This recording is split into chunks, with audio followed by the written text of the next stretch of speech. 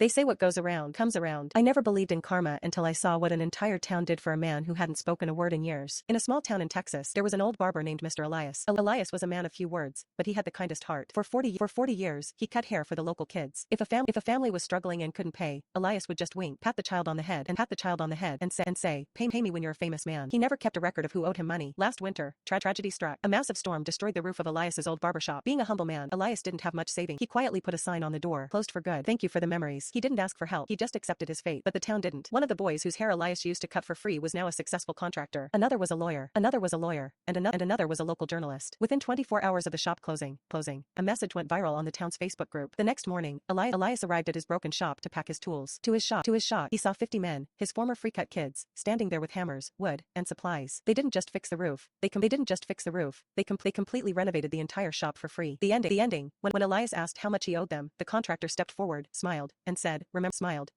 remember Elias? You told us to pay you when we became famous. We might not be famous, but we are successful because of the confidence you gave us in that chair. Consider the debt settled. Elias, the man of few words, finally spoke. He looked at his new shop and whispered, I guess kindness always finds its way back home.